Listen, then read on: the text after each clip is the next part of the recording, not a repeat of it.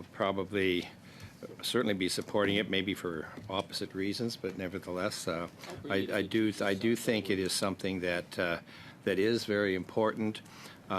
Just as a bit of a summary, the key part is finding out why this thing had spiraled out of control as far as costs are concerned, trying to get some clarity on the plans to divest and sell off the now completed pipeline, and the implications of the sale to Canadian taxpayers now and in the future. And we recognize the increase in export capacity and how significant it is. There is always that other question that says impact on the future cap on greenhouse gas emissions. However, this is where the real discussion is and always should have been, which is what is it worth to be sending Canadian oil and gas around the world versus importing it from other places, or simply hoping that people are going to do as some people in our country plan and just shut it down, and then everything will be so much better. I don't think that's reasonable, and there's certainly many arguments why we should be using the wealth of our nation in order to help the rest of the world, and I think people will look for plans that make that part of it. The sub-amendment that we are speaking of has to do with the study occurring as soon as possible and superseding all other work in the committee. And the reason is, why is this so important? We need to know just what was in the minds of the government. And we are talking about bringing in the Minister of Finance, who should have the answer to what that's going to do for the nation's finances. The Minister of Natural Resources, I think it's important that we talk to him. Quite frankly, I don't see us getting a lot from that discussion, because in many times he seems to be more in line with his role as the Minister of Environment versus that of Natural Resources. We are here in this committee to look at what Canada has to offer and how we can position ourselves in the future. And therefore, when you have a Minister of Natural Resources that looks at ways to limit that, I think that's an issue. But certainly that's why we bring ministers here, is so that we can talk to them and find out what is on their mind and come up with some justifications as to what should take place. Of course, this all has to do with energy, and how are we going to take the great wealth that we have and turn it into something that helps all Canadians and can work from there. So I think really that's where I'd like to kind of start today. There's a lot of things that happen with Kinder Morgan that perhaps we have forgotten about in the last 4 or 5 years, or longer actually. The basic cost of the pipeline and what this private entity had in the books was $7.4 billion, and it was taking a pipeline and increasing its volume capacity. And so a lot of what was required was already there. So the argument seemed to simply be, well, do we really want to sell more of our hydrocarbons and take it through the West Coast? And there's a lot of discussion there, and I think it was fair. I mean, the pipeline was 60-some years old at the time, so people wanted to see just what was taking place. So I think that's important. And then the government decided that it was time that because all of the other limitations that they put in front of them was making it very difficult for them to be able to make it work. Said, okay, well, then maybe the government should buy it. And I don't think that was exactly the way in which the discussions had taken place, but the government chose to. And it knew, of course, if you're government, you're going to end up paying a lot more. But a lot more shouldn't be 4 times the amount. So this is one of the concerns. So what did Kinder Morgan do, and what was the whole point? The whole point to the argument of many people in Canada that wanted to restrict it was why take more hydrocarbons, more oil and gas, why take it to tide waters? And of course, we know why it has to go there. It has to go there to be able to compete on the world market stage so that you can get a good value for it, so that it isn't discounted simply because the only option that we had was the U.S. And so that was the reason for it. And so it's very interesting as to what Kinder Morgan did with the about $4 billion or so that they were able to get after they paid down debt. I mean, a lot of it was paying down debt on project. But of course, if you pay down debt, that means you have some more flexibility to invest in other areas. And that, I think, is one of the key things as they were making decisions on their Permian Highway Pipeline project. They had a final investment decision that was made in September of 2018. So they had a natural gas pipeline aiming to increase the Permian Basin's gas exports to the U.S. Gulf Coast and Mexico. That total cost was $2 billion, and it was in Texas. So they were able to take Canadian tax dollars that we were paying for a project, so it wasn't though it had no specific value. They took that, and then they started building their pipelines in Texas so that U.S. products could get to Tidewater and go around the world. So that was one of the things that they had done. They had the TGP East 300 upgrade project, which was there to improve compressor faculty capacity.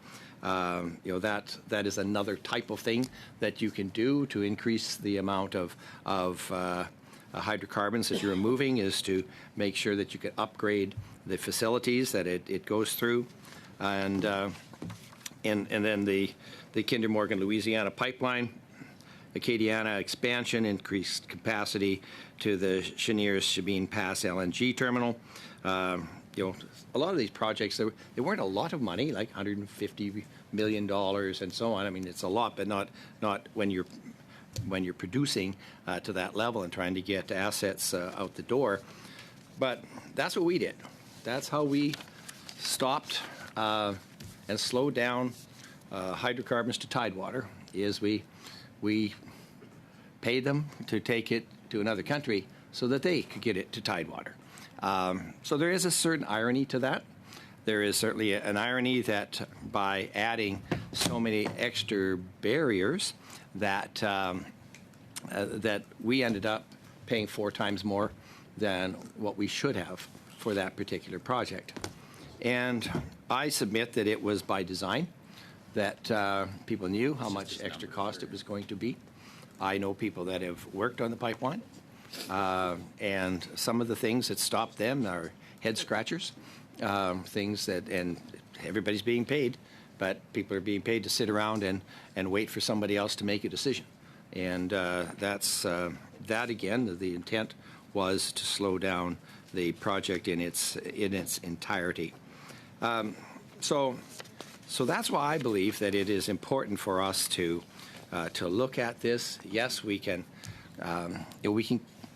stay here and wring our hands about how we have to do our part to save the world from CO2 pollution, which I don't know. I guess I spent too much time teaching science to really jump on that bandwagon. But nevertheless, that's the argument that we all have to make sure that we are on side. We always talk about these other places in the world that are that we just have to make sure that we fit or catch up to what they're doing. We listen to the ministers talk about what other governments are talking about, as far as greenhouse gases policies are concerned.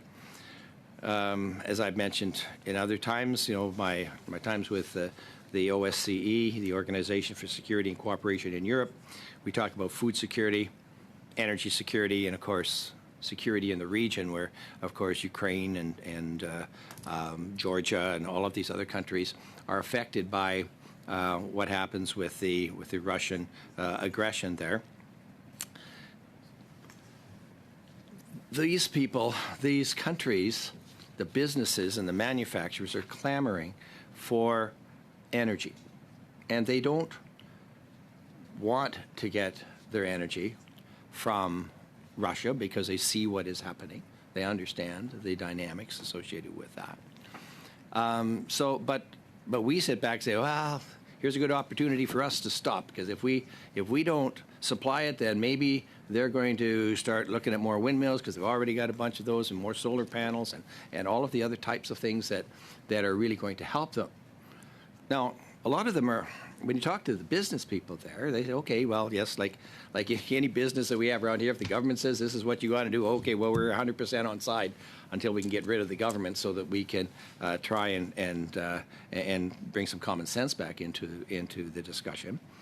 But I think, we talked about sanctions, and of course, sanctions of Russian oil into these places that could be markets for us, and everyone is very excited about it until you start realizing what really happened. And of course, that simply had Russia then selling into the Chinese and Indian markets, and so we find that they then do their production there. They have massive coal expansions that they have. They could continue with coal coming from Russia into China for its industrial base. And then, since there's no market, you can't buy anything from Europe because their manufacturing has tanked. We have to buy it from China. We have to buy it from India. We have to buy it from these other countries that, in the past, we simply said, well, we'll give them a pass because they need to build up their capacity, and it wouldn't be fair if we developed our country using oil and gas, and we didn't give them an option, to just pollute a little bit for a while, and we'll go from there. Well, they're not just polluting a little bit for a while. They are at a continual uptake of emissions. And it's not just greenhouse gas emissions, and that's something that I'm so curious about, as to how we think that a little bit over 400 parts per million is terrible, when greenhouses, they pump 3 times that in so that they can have their plants growing properly in a greenhouse. We know if you take a look at where the drop dead part for the planet is a lot closer on the negative side if we go too low than it is on the upside. And so, but we don't want to talk about that, because that might cause a few other people to be excited and triggered. So, I guess really where we want to be is to look at actual environmental issues. And quite frankly, I appreciate the electricity portion. I mean, to me, electricity is such a critical component, and I think when I used to teach my students about electricity, we kind of start off that you have your protons that are quite positive, and they make up the foundation of the atom, and you have these electrons that wildly go off in all directions, and when they get a chance to be free, they're anxious to go out with the flow. And then you have neutrons that kind of help make up the mass of the atom, but they can't really get a charge out of anything, so they just kind of stay there. And then, of course, sadly, we've come up with another group, and it's maybe a little bit of a quirk, but it's the morons that think that exclusive use of energy from electricity is the way to ensure a net zero environment. And obviously the latter has no idea about the foundations required to produce, store, and transmit these little eager electrons that are always on a hunt for some place to land. And I think that's, you have to make sure that you have the wires to transfer them. You have to make sure that you have all of these other components that are necessary. And it is as though that is going to come out of thin air. We have proudly spoken of the minerals that we have and the opportunities that we all have to produce the raw materials that are needed for us to be able to take charge and to be able to be in complete control of that part of the supply chain. The problem, of course, is sometimes we have trouble getting a transmission line over some farmer's field, and we seem to think that we'll be able to start, having open pit mines and everything else to find all of these minerals, that we will take all of the caustic chemicals that are needed to process all of these different minerals once they have been mined, that we have some place for the tailings to go after that process has been spent. We seem to forget that that's how it really is. And it really is like that, whether you are here in Canada or whether you're someplace else in the world.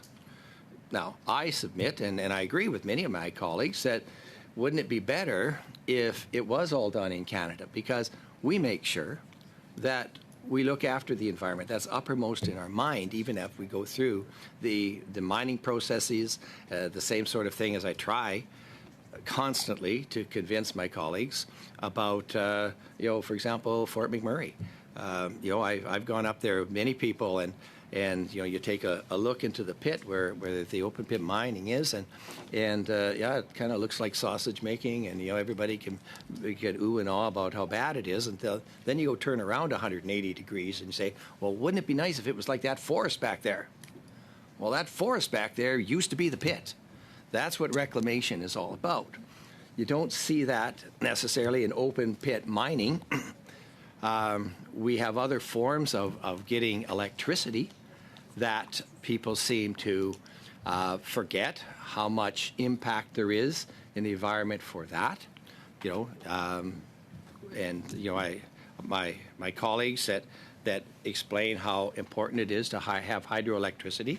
I believe that once you have chosen an area to flood and then wish to set up your dams, and if you don't count that area that you dispersed and the people and the animals and the other opportunities that were displaced there, that it looks pretty good with the sailboat on top, and we can all talk about how there is zero emissions from it and how it is the cleanest.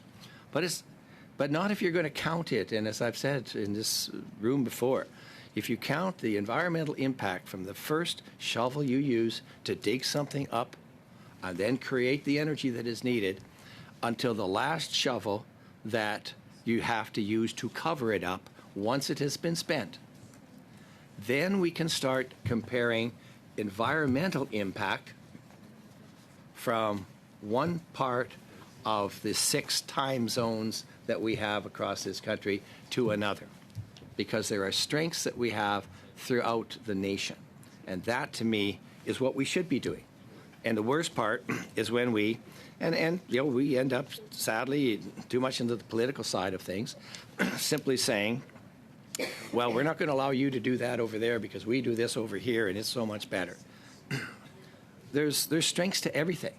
But if as a nation we were to simply say, let's find where our strengths are, let's take the advantages that we have, whether it's from what we have in Alberta with our oil and gas or hydrocarbon industry, we can make sure that money goes to other places and that it helps them. And if people around the world would just get to the level of the technology of oil and gas and the environmental safeguards that we have, all these projects down in the U.S. that they were lauding and going to, we'd blow them out of the water because that's how much better we are. But if we simply say, nope, we've decided that in order to find our place in the groups of nations that wish to reduce oil and gas, that we're going to take this, you better shut her all down. That's the only way it's worthwhile. That, to me, is a problem. And that's what I hope that we will be able to get to when we speak about the TMX pipeline. that people will at least sit back. I know it's the money's gone, but will they at least sit back and think about what contributions that those hydrocarbons have to the world, what they have to our nation, what they have to the people of BC and Alberta, where, you know, these products are coming from, and Saskatchewan. You know, so when we start looking at the advances that we have, because we have such an amazing story to tell. And my other side of the story is you usually do better if government isn't involved. And I guess that's what my dad ingrained in me. He said that whatever the government says to do, if you did the opposite, you'd probably be better off. Well, this was a decision where had we just stuck to what was there at the beginning, yes, the extra little roadblocks that we put up would have made it more expensive, but certainly not more expensive than buying the thing and saying that's how we're going to solve this problem. Because we have sort of solved the problem. We are now going to be able to have much more water coming to, or oil and gas coming to Tidewater, being able then to displace dirtier oil from different places. But somebody's got to pay for it, you know. And it's an irony to think, well, yeah, so we should have some extra taxes on the oil and gas system. Well, I can see where they're coming from. How else are they going to pay for that extra, $27 billion that was in cost overrun? So yeah, I can see where people are going to say, well, they should pay for it. Well, it would have been paid for in the beginning if government would have stayed out of it. And again, all of the things that are happening around the world by this relatively small oil and gas company of Kinder Morgan. You know, I mean, if you compare assets and so on, the things that they ended up doing because we took an expense off the books for them, so that they had that capability, worked out well for them.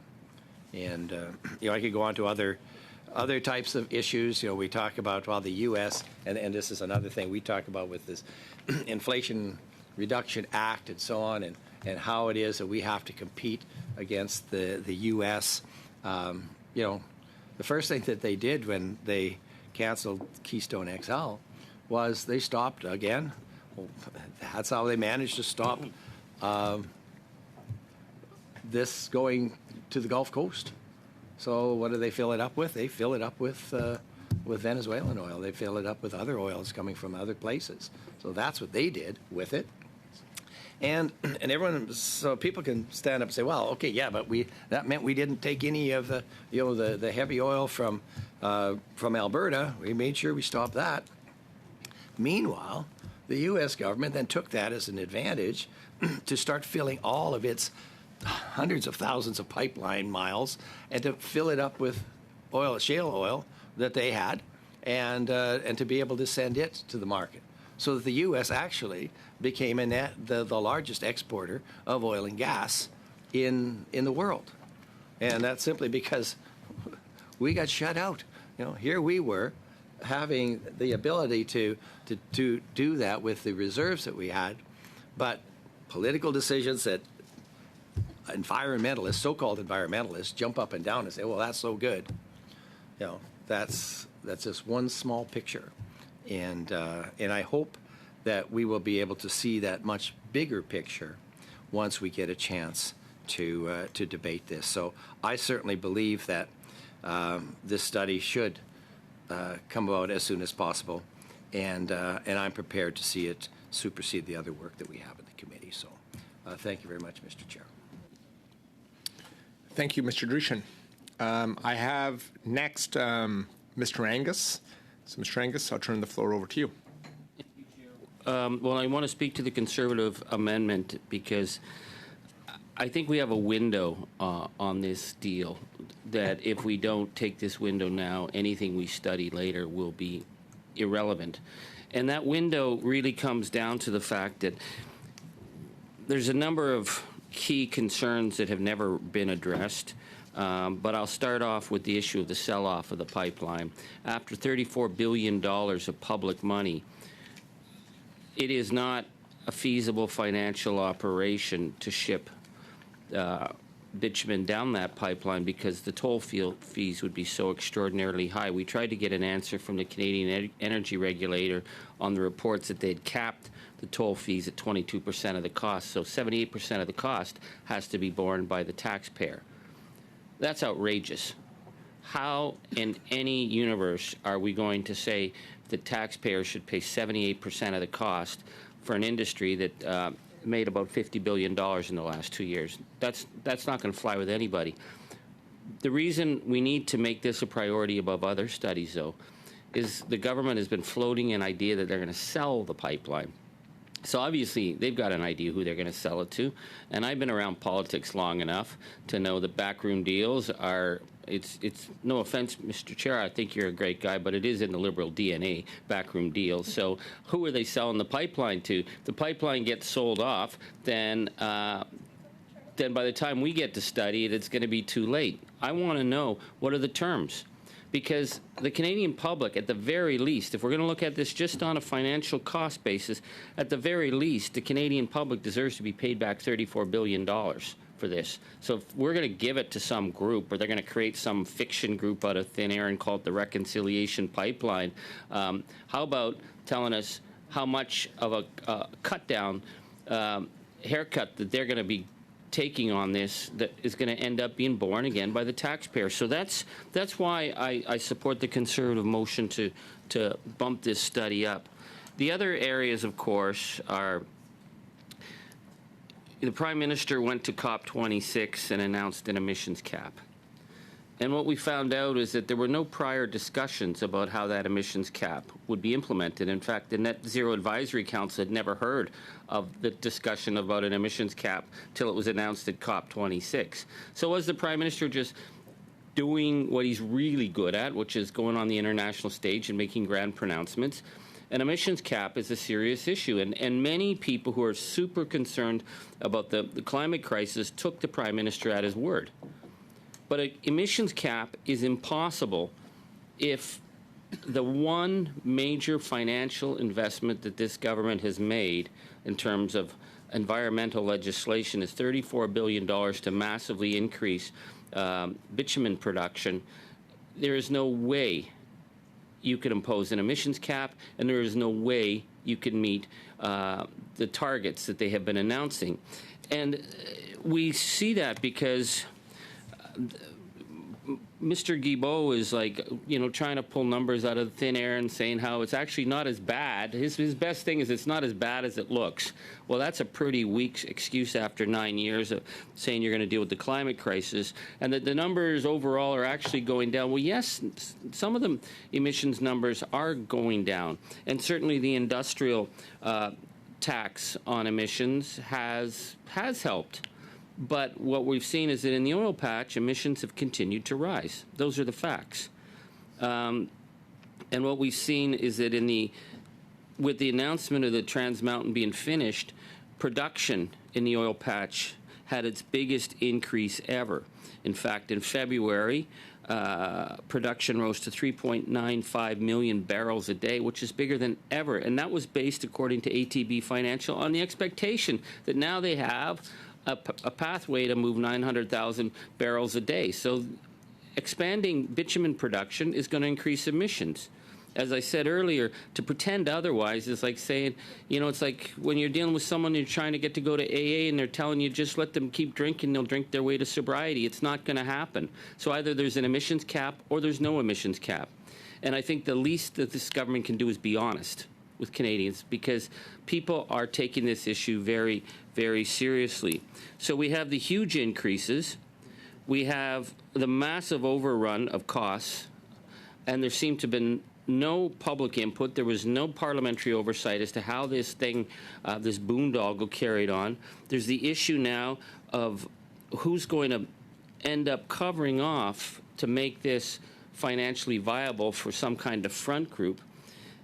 And it's all being done to the benefit of Pathways Alliance.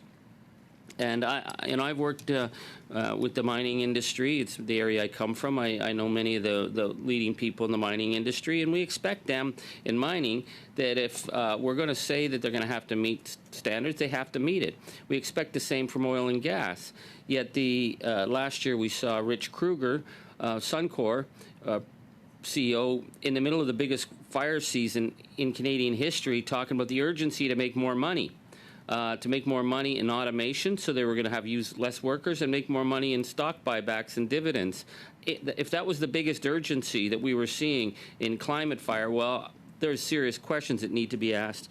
But the new Pathways Alliance head, Derek Evans, said that he believes that the emissions cap isn't fair and that it's unreasonable to meet the targets that are being suggested. So my question is why would we spend $34 billion aiding an industry right now that hasn't met the targets and even tried? Their numbers are going up. So if their numbers are going up, why are we making it easier for them to go even higher? This is a question about government policy that the government has to answer. And they haven't answered that. And people expect an answer because people are deeply concerned about where we're going. And when we look at other regions in the world, the amount of investment that's happening now in clean energy and long-term jobs, Canada's not even in the game. We've been over a year promised these ITCs. Where are they? Biden came in. He brought in all the government approach. We're seeing hundreds of thousands of jobs. We can actually track the projects that are getting off the ground. We've been talking about a lot of projects here, but what we can track is $34 billion was given to TMX. That is going to increase emissions. There is no pathway to get lower under this plan. And the deep concern, which I'm going to end on, is the UN. Has been warning that the window is rapidly closing. The 2022 report said that there was, quote, no credible pathway to maintain 1.5 degrees Celsius, which is the red line between catastrophic feedback events of climate catastrophe, and that the 2023 emissions gap report released in November 2023 reiterated that failing to sufficiently reduce emissions over the next 6 years will, quote, make it impossible to limit warming with no or limited overshoot. And Canada is failing. Canada is the outlier in the G7. Canada has failed to meet its targets, and we have a government that's now locked us in. So I'm urging my Liberal colleagues not to filibuster. I think it would send a very, very bad message if government tries to filibuster a fair study, an open study. Everyone can bring their witnesses, but it's our job to get answers to the Canadian public. So I am not going to speak any further. I'm ready to vote on the amendment to the Conservatives. I come here in good faith. I think I'm asking my Liberal colleagues to do this right thing. Let's get this thing cleared up. Let's get on with this, and then we can finish our other reports so that we can continue to show Canadians that we're here to work. Thank you, Mr. Angus. We'll now go to Mr. Patzer. Thank you very much, Mr. Chair. And, there's quite a few things I agree with my colleague, Mr. Angus, about there. There's lots that I don't. But at the same point is that we both want the same thing, and that's to get this study happening as soon as we can here. Because, again, the amendment saying that the study occur as soon as possible and supersede all other work of the committee. Now, that's a perfect amendment because the study that we were just venturing into prior to this was a study on a topic that this committee had previously studied. And I find it quite fascinating that one of the first witnesses that we had here last week to speak to that previous study on electrical interties he was part of what the study that happened in 2017. We asked, one of the questions that was asked of him, has anything changed since 2017? He said, well, no. So, there's the answer right there. So nothing wrong with shelving that one for the time being and getting on with this one. The government's well on its way to imposing electricity regulations and these other regulations, like their liberal fuel regulations, things like that on Canadians anyway. So it's like they want to do this study, even though they're already doing all the things that they're going to try to accomplish by, at the end of the study, say, oh, now we need to do these things. Well, they're already on their way to doing what they are planning anyway. So it's almost like it's basically wasting this committee's time.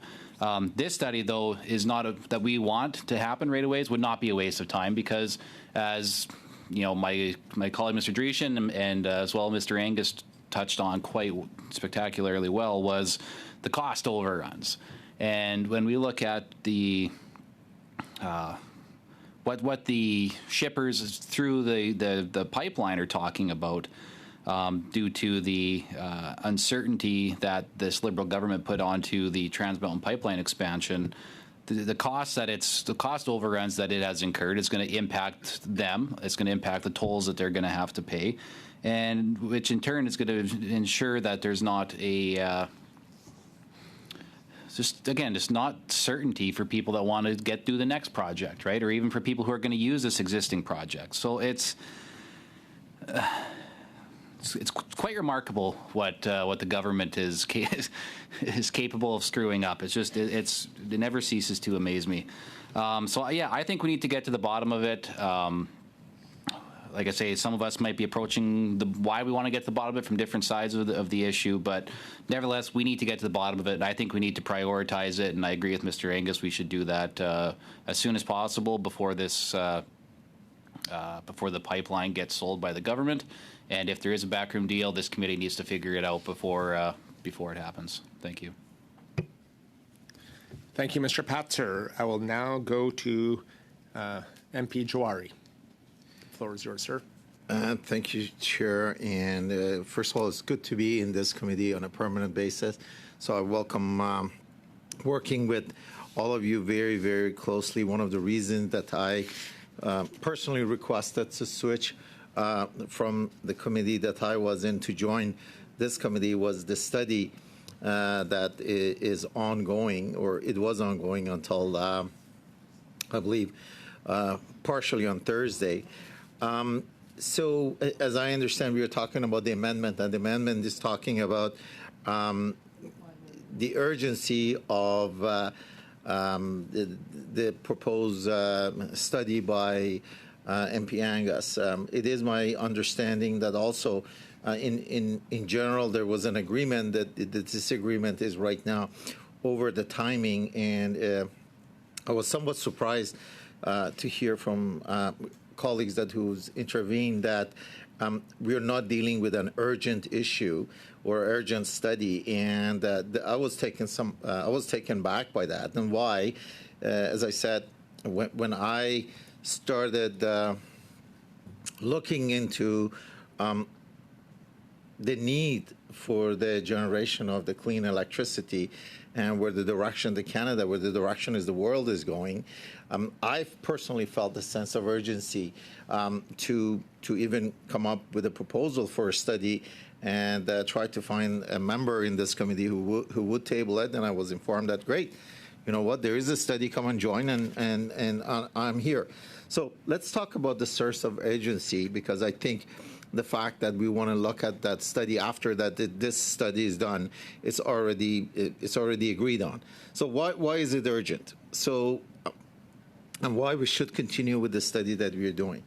If you look at the new report from the Public Policy Forum, what we heard was that we actually need to double, in some cases triple, the amount of green energy that needs to be produced for us to be able to meet our 2035 and 2050 target over the next 25 years.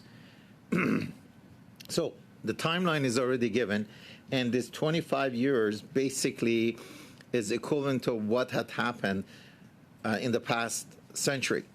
So we need to expedite the generation, the transmission, the distribution, the storage, and many other elements around it, which I will touch on shortly. So is there a sense of urgency? Absolutely. We have a very short runway. How long is that runway? It's 25 years. Now, how much is going to cost? We heard, I believe I heard from the officials that we're talking in trillions, and it says it's going to cost a lot. Most estimates are in trillions.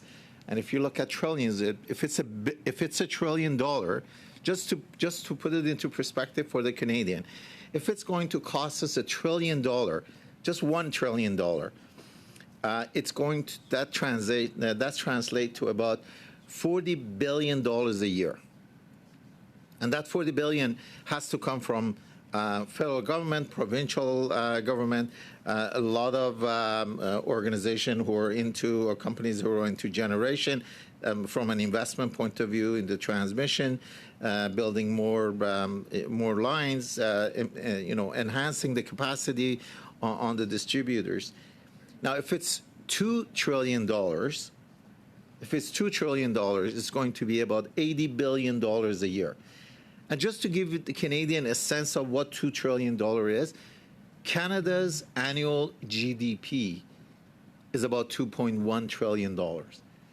So what we are asking, or what we understand that we need to invest over the next 25 years in a very urgent way, is an equivalent of a GDP of Canada in 1 year.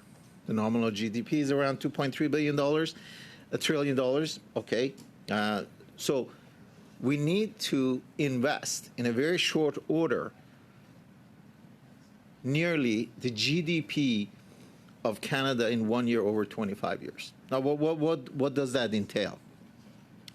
What it entails is that we need to do, as Mr. Greenspan said, two major things, and he called it major challenges ahead. Massively expanding how much power we make and making it all clean. So how do we massively expand how much power we make? Where do we generate the power? So when you look at the whole extended, as I call it, the supply chain of energy, when it comes to generation, and we have to massively expand, not only we have to build on the existing capacity, refurbish some of them, introduce, expand, but also we need to explore new areas. So, for example, everybody's now talking about nuclear. SMR, fourth generation, is now is being considered by some other countries. Wind, in Ontario, and I want to quote this. 5 years ago, the Ontario Tory government spent nearly $300 million to end hundreds of renewable electricity projects the previous Liberal government had signed. Premier Doug Ford said that the power wasn't needed and that the wind power was destroying the province's energy system. Funny thing, last week, Ontario Energy Minister, Mr. Todd Smith, outlined a power plan that includes billions in nuclear projects as well as return to wind and solar projects that the government once called a waste of energy. So what we see is, even in the generation, provinces that canceled many of the projects, now they are trying to be the leaders. So when you look at generation, from nuclear to hydro to wind to solar, now we are looking at, we're exploring geothermal, we're exploring areas that hasn't been tapped into, magnet, hydrogen. These are all sources of generation that either we need to do investment on, or we need to generate massively expand our capacity. With that expansive capacity and generating 2 to 3 times more electricity, naturally we need two key infrastructure elements. One of them is transmission line. The other one is huge storage capacity, industrial size storage capacity.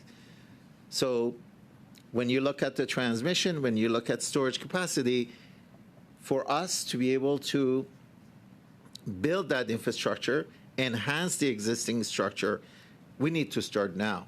We should have started many years ago, but we need to start now. Hence, sense of urgency. You look at distribution. I talk about Electra, a distribution company in my neck of the wood in Richmond Hill and in York region. They need, for them to be able to meet the target of 2030 to 2040, they need hundreds of millions of dollars in investment. And it's not going to come from the ratepayers. It's going to come from foreign investment. It's going to come from relaxing some of the regulations, which we need to study as part of this study. And naturally, it comes to the consumption, as you could see, with the introduction of some of the government programs around greening, around heat pumps, around energy efficient projects as well as electric cars, the amount of the consumption not only is going up, but also the infrastructure that's needed to be able to support it. A lot of households are going to find themselves that they need to be able to upgrade their electrical system to be able to handle that. So when you look at this whole spectrum, and we need to generate and invest in the tune of $80 billion a year to be able to make sure that we could double or triple the energy that's generated from all those sources to transmission, to distribution, to consumption, storage. Now you look at it and say, well, you know, what are other elements that we need to look at? Is it just simple as coming in and saying, let's build five more nuclear plant and 3 more SMRs? No, what we need is we also need to look at elements such as energy modeling. We look at different jurisdiction. Imagine, and if there's any company out there who's working on energy modeling, come and talk to me, because I'm very much interested. You look at energy modeling and you look at it and you say, well, we have 13 provinces and territories and we have indigenous areas, and they have different characteristics, okay? And each one of those, if there is a company that's looking at those capabilities and is saying, what kind of energy modeling that we need to do to be able to find that balance, use and expedite and accelerate the need of generation transmission, I really like to invite you to come to this committee. We need to talk about management of the electricity, you know? How efficient are we managing it? We need to talk about how do we optimize the energy. If there is any company, and I work with one of them, Edgecom, is leading where it's looking at all sources of energy and is trying to optimize based on the costs and the timing and the sources of all of these energy. We need to talk about those.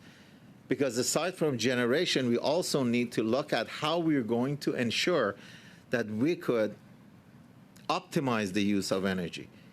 We have to talk to consumers and understand how they can change some of their behaviors. We need to talk about integration of how we could look at different sources of clean electricity and how they can be integrated. We need to talk about exchanges.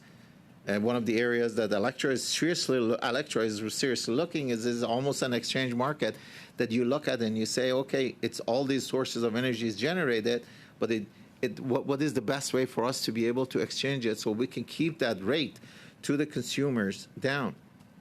And you look at U.S. and you look at the current administration and investment that they did on IRA and what they are doing in making sure that they can generate enough electricity to be able to put on their plants. It's humongous, and we are behind. We are behind. We need to make sure move very quickly and probably with a different approach. He says, Mr. Greenspan says, no hurdles, no timeouts.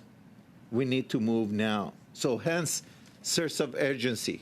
So now you come in and you say, okay, so you talked about the supply chain and let's say the model, and you're talking about energy model, but is that all? No, that's not all.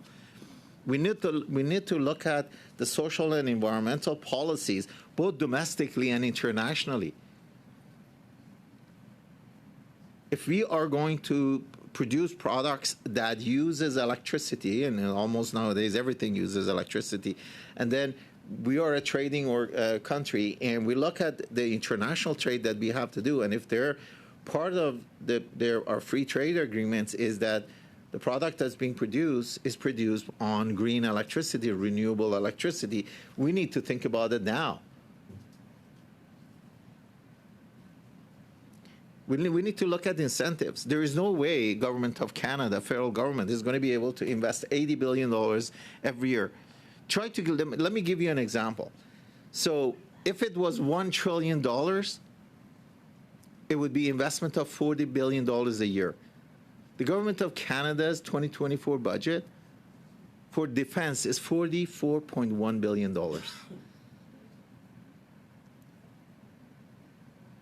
The healthcare transfer that we do to the provinces this year was $55 billion. So this is an enormous amount of investment that needs to be done. And Government of Canada has the reconvening and convening power to be able to bring all these players in. But we need to also look at the incentive.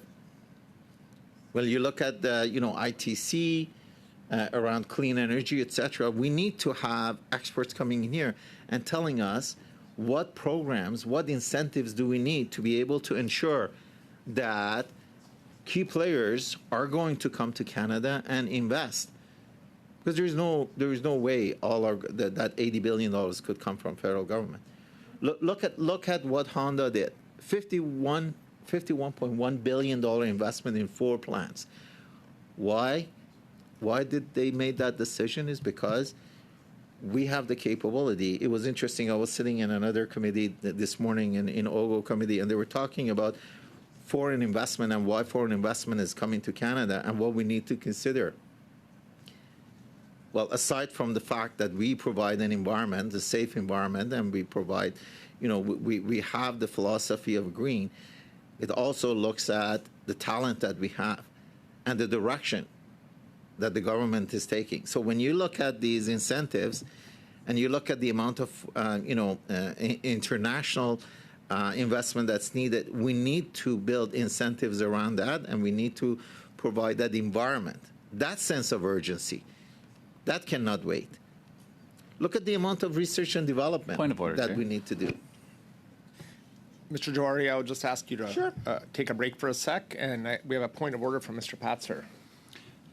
Yeah, I'm happy that you have joined our committee. It's great to see another member on the committee, but just, for your own benefit, we actually just did a study on like ITCs and on what the U.S. is doing and what Canada's response maybe would be like that. So we already did that study. So I'm just wondering if you wanted to get back to the amendment at hand, that would be beneficial. Thank you.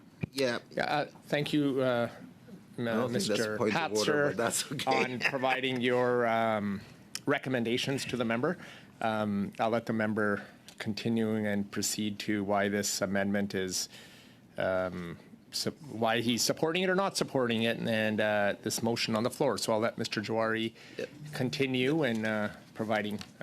Thank his you, rationale. Mr. Chair. Go I ahead, think, Mr. I Jawari. think each one of those areas, and I got probably 5 or 6 other areas to cover, it's talking about the aspects that we need to look at. So it gives, I want to give the Canadian the sense that the study that we are on, and we got derailed on, how encompassing, how important, and how broad it is, and what are the aspects that we need to take into account, and how urgent it is.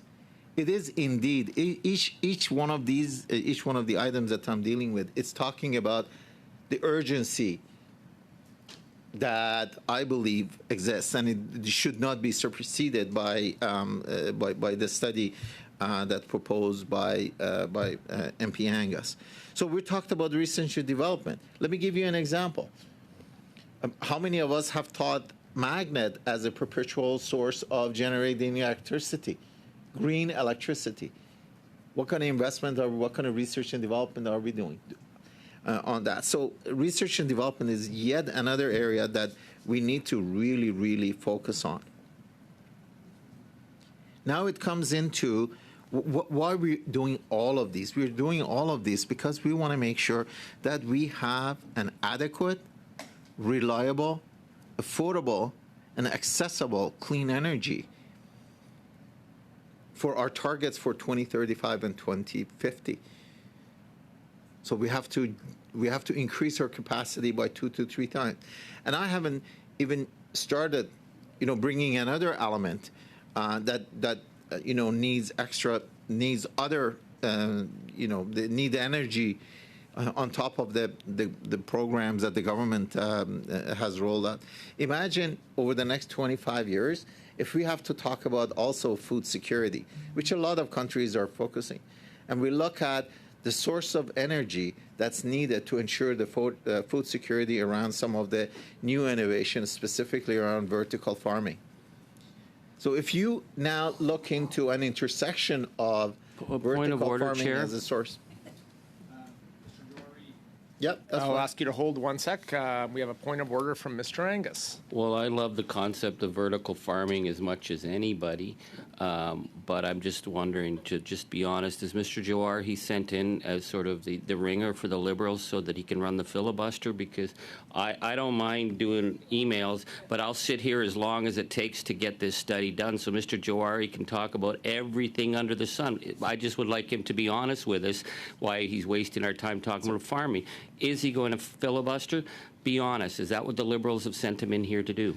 So thank you, Mr. Angus, and for your point of order. And I'll just remind members not to use point of orders for debate. But Mr. Jawari has advised members that he is a full-time member of our committee, and he's deeply passionate about the electricity study, is why he wanted to be here. And why I believe he was continuing and telling us why that study is important. And I'll let him continue on with his rationale. Thank you. Go ahead, Mr. Jawari. Thank you, Mr. Chair. So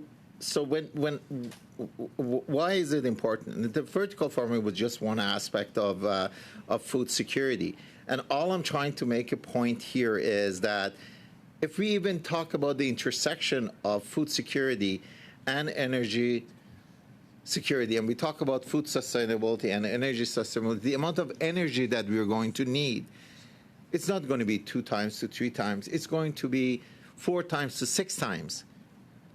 And if we don't act today, and if we don't focus on exploring ways to generate, transmission, distribute, store, manage, optimize, exchange energy now, and make that investments of nearly $80 billion a year, and find incentives, look at social impact, look at policies, and start working with provinces to ensure how we can ensure that through interprovincial agreements, we can ensure that security, which comes with the reliability, with access, and make it affordable and make it adequate. If we don't do those today, we've missed the boat. One of my colleagues across talked about the fact that we did a study in 2017. And, well, nothing happened, so let's not do anything about it. Well, it's not 2017 anymore. It's 2024. And if you look at I believe when we talked about 2022 and 2023, and now in 2024, the world is moving in a very different direction. They are focusing on generating clean electricity. Each one of these industries is flourishing. The high capacity storage is flourishing. The transmission, the modeling, the management, these are all flourishing. Why? It's because everybody feels that sense of urgency. And it is that sense of urgency that I think the amendment is really ignoring. I believe it's already said that when we've agreed with the concept of doing the study, but superseding this, when we have only a short runway of 25 years, $80 billion, Sorry, and point of all order. of those elements. Sorry, point of order. Mr. Jawari, I'll ask you to hold for a second. We do have a point of order from Mr. Yeah, I don't Angus. want to wait till the Blues. I thought the little runway we had was 25 years. Did he say our little runway was 45 years? I just want to know how little the runway is. I could, if That's a I'll, clarification. We'll go. We'll let Mr. Jawari continue with his rationale. Go ahead, Mr. Jawari. First of all, I'm glad that Mr. Angus is actually attentively listening to what I'm saying. And if I said 45 years, that was a mistake. I have iterated a number of times. It is 25 years, and it's good. Point of order, Chair. Sorry, I'll ask you to hold again, Mr. Jawari. Sure. Mr. Patzer on a point of order. Yeah, I just want you to get a chance to catch your breath here, Mr. Joyeri. But also, this is the whole point about why I said the report was done in 2017. You guys have been in government ever since then, and nothing's been done on this. So if it was that important, you'd think you guys would have acted on the recommendations of the report in 2017. But the witness said nothing has been done. So that was why I made the comment. So maybe, Okay. I'll remind members again to use point of orders, not to debate, but if Point you of would order. like, let me just finish this, Okay. and then I'll let you go ahead, Mr. Angus, to not use point of orders for debate, but for procedural matters. And if you do want to add your insights, raise your hand. I'll put you on the list, and you can debate away. But Mr. Angus, I'm going to go to you on a point of order. Thank you, Chair. Just on a point of order, and I really respect your work, and I'm very glad you made that. I think that was an outrageous comment by Mr. Patzer. It wasn't a point of order, and I think he should know that it wasn't a point of order. So I just want to say, if we're going to do points of order, we should make sure that we're not